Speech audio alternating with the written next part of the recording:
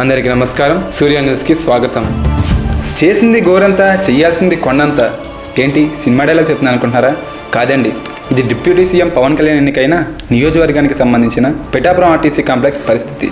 నిత్యం పిఠాపురం నుండి వివిధ ప్రాంతాలకు వెళ్లేందుకు ప్రజలు ఆర్టీసీ బస్సులలో ప్రయాణం చేస్తుంటారు. కానీ పిఠాపురం నుండి కొన్ని ప్రాంతాలకు బస్ సర్వీసులు లేకపోవడంతో ప్రయాణికులు తీవ్ర ఇబ్బందులకు గురవుతున్నారు. ముఖ్యంగా పిఠాపురం నుండి సామర్లకోట సర్వీసు నామమాత్రంగా నడవడం, సదరు బస్ కాంప్లెక్స్ కు రాకపోవడం వల్ల సామర్లకోట వైపు వెళ్లే ప్రయాణికులు కాకినాడ వెళ్లి అక్కడి నుండి సామర్లకోట వెళ్లవలసిన దుస్థితి నెలకొంటుంది. ప్రసిద్ధ పుణ్యక్షేత్రాలు కొలువై ఉన్న పిఠాపురంలో బస్సు సర్వీసులు వివిధ ప్రాంతాలకు పూర్తి స్థాయిలో లేకపోవడం శోచనీయమని ప్రయాణికులు వాపోతున్నారు. ఇటీవల ఆర్టీసీ కాంప్లెక్స్ లో చేపట్టిన మరమ్మతుల పనులు కూడా కంటి తుడుపు చర్యగా ఉంది తప్ప శాశ్వత పరిష్కారం కనపడడం లేదని ప్రయాణికులు ఎద్దేవా చేస్తున్నారు.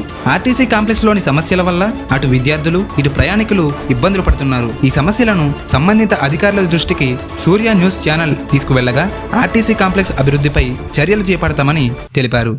నా పేరు బి చిన్నారెడ్డి అండి. నేను పిఠాపురం నుండి సామర్లకోట డైలీ మండల పరిషత్కి వెళ్తానండి. నేను గవర్నమెంట్ ఎంప్లాయీ అండి. కానీ నాకు బస్సు పిఠాపురం కాంప్లెక్స్ నుంచి సామర్లకోటకి డైరెక్ట్గా బస్సు లేదండి. అది ఉప్పాడ సెంటర్ వరకు వచ్చి ఆగిపోతుందండి.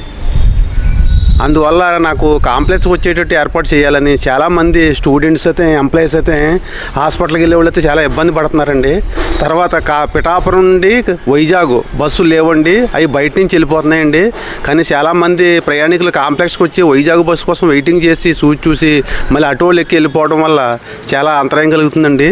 దీనివల్ల సామర్లకోట బస్సు పిఠాపురం కాంప్లెక్స్కి వచ్చేటట్టు చేయాలని నేను ఆర్టీసీ వారిని కోరుతున్నానండి. అలాగే పిఠాపురం నుంచి వైజాగ్ వెళ్ళే బస్సులు కూడా కాంప్లెక్స్కి వచ్చి వెళ్ళాలని కోరుకుంటున్నానండి. తర్వాత పిఠాపురం కాంప్లెక్స్ కూడా పరిశుభ్రాలు లేదండి. ఏదో మరమ్మతులు చేశారు కానీ నామకాహ చేసి వెళ్ళిపోయారండి.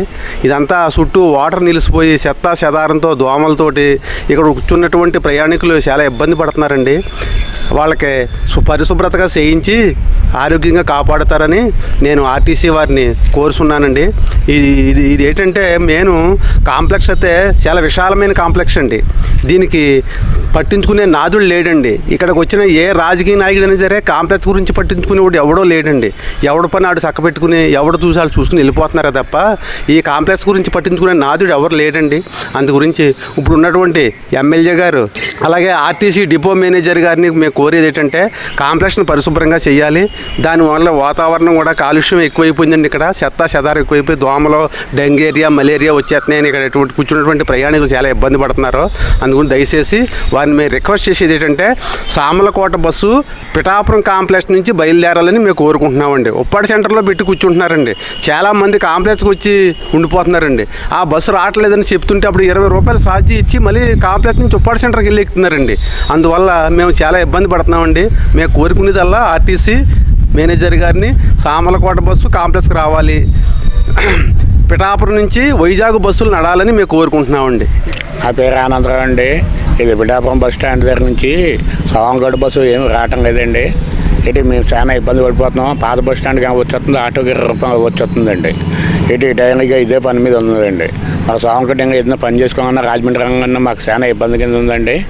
అందుకనేసి మీరు సామర్లకోట బస్సు ఏమో పాత బస్ స్టాండ్లో ఆపేస్తున్నారు. ఇక్కడికి కాంప్లెక్స్ రావటం లేదు. ఇక్కడ పిఠాపురం బస్ స్టాండ్ ఎందుకండి బస్ స్టాండ్ ఇంకా దారుణంగానే ఎక్కచ్చు కదండి ఎక్కడ పెడితే అక్కడ. అంతేగాని మేము 20 రూపాయలు ఇచ్చే ఆటోకి పిఠాపురం పాత బస్ స్టాండ్కి వచ్చేస్తుందండి. ఒక విశాఖపట్నం బస్సు రావటం లేదండి. అటు అన్నవరం బాగా వచ్చేస్తుందండి, లేదంటే ఇటు కాకినాడ బాగా వచ్చేస్తుందండి. ఒక విశాఖపట్నం బస్సు లేదండి. ఎప్పుడో పొద్దున్న రాత్రి అన్నట్టు ఒక బస్సు లేదండి. అన్నీ బైబస్నే పంపించేస్తున్నారు మీరు. ఒక బస్సు కూడా లేకపోతే ఇక మేము జర్నీ ఎలా చేయండి. ఫస్ట్ ఏమో ఇక్కడేమో బస్సును అడ్డంగా పెట్టేవారు, కొంత సంతకంగా పెట్టేవారు. ఇప్పుడేమో డైరెక్ట్గా వస్తున్నారు, డైరెక్ట్గా పోతున్నారు. మాకేమి ఇక్కడ ఏం సౌకర్యం ఉందండి. బస్ స్టాండ్ అన్నందుకు పిఠాపురం పేరు చెప్తేనే దాన్ని బట్టి సామర్లకోట బస్సు ఏమో పాత బస్ స్టాండ్లో ఏమో పావు గంట అరగంట పెట్టి కూర్చుంటున్నారు అక్కడ. ఆటో డ్రైవర్తో మేము ఆటో ఎక్కి మిగతా బస్సు పోతే ఆటో ఎక్కి బయలుదేరి వచ్చేస్తుంది. సామర్లకోట, రాజమండ్రి రంగన్నా ఎక్కడికి వెళ్ళినా మాకు ఇబ్బందిగా ఉంటుంది. ఇంకా మేము ఆగండి పరిస్థితి. ఎప్పుడైనా మా అబ్బాయి గట్ట వైజాగ్ నుంచి గట్ట వస్తా వైజాగ్ బస్సు కూడా ఉంటాం కదండి, అనవరంగా ఎక్క వచ్చేస్తుందండి. ఏమి అన్నట్టు ఏం బస్సు అంటే ఒకవేళ శ్రీకాకుళం నుంచి ఎవరైనా చుట్టం వచ్చినా అది కూడా ఏం ఫాయిదా కదండి నాకు. అందరికీ నమస్కారం అండి. నేను ఆర్టీసీ డిపో మేనేజర్ కాకినాడగా పనిచేస్తున్నాను.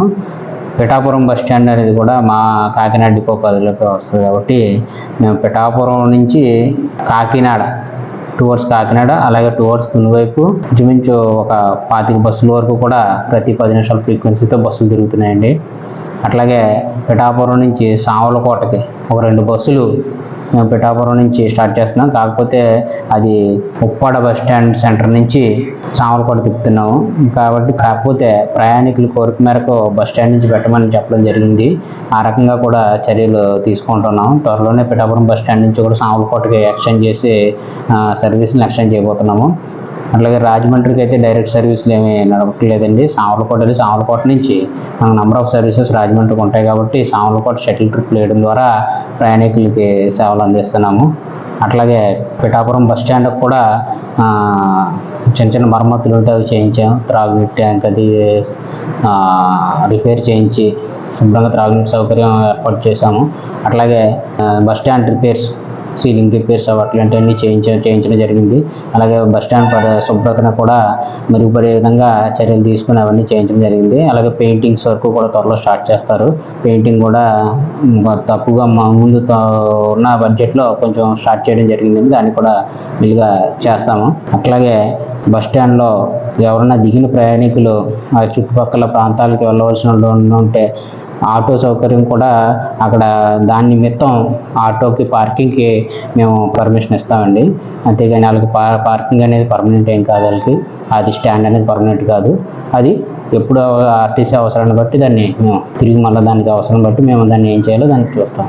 కాబట్టి ఆటో స్టాండ్ అనేది మాత్రం పార్కింగ్ కోసం దిగిన ప్రయాణికులు ఇబ్బంది పడకుండా ఉంటే వాళ్ళని తీసుకెళ్ళడం కోసం వాళ్ళకి పార్కింగ్ కోసం అనుమతి ఇచ్చింది తప్ప మరేవి. అదేవిధంగా పిఠాపురం బస్ స్టాండ్ అభివృద్ధి అనేది దాని మీద కూడా దృష్టి పెట్టడం జరిగిందండి.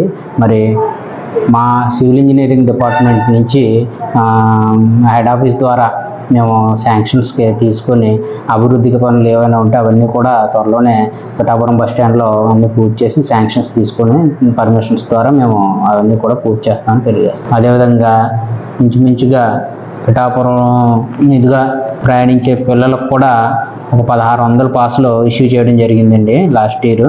ఈ సంవత్సరం ఇప్పుడు ఇంకా ఇష్యూస్ జరుగుతున్నాయి, ఇంకా పెరిగే అవకాశం ఉంది. అలాగే లాస్ట్ ఇయర్ సామర్లకోట పిఠాపురం మధ్యలో కొత్తగా బస్సులు లాస్ట్ ఇయర్ స్టార్ట్ చేశాం కాబట్టి అవి ఈ రూట్లో ఈ సంవత్సరం కూడా బస్ పాస్లో ఇవ్వడం జరుగుతుంది కాబట్టి విద్యార్థులందరూ అది ఉపయోగించుకోవాలి. మొత్తానికి ఒక 1600 పాసులు ఈ రూట్లో ఇష్యూ చేశాను లాస్ట్. అట్లాగే షాపులు అనేటివి అక్కడ మామూలుగా టెండర్ బేసిస్ మీద రెంట్లకి ఇవ్వడం జరుగుతుంది. అవి టెండర్స్లో పార్టిసిపేట్ చేసి సక్సెస్ అయిన వాళ్ళకి షాప్ టెండర్స్ మేము ఇస్తాం జరుగుతుందండి. అది అగ్రిమెంట్ మీద ఆ షాపులన్నీ కూడా నడుస్తాయి.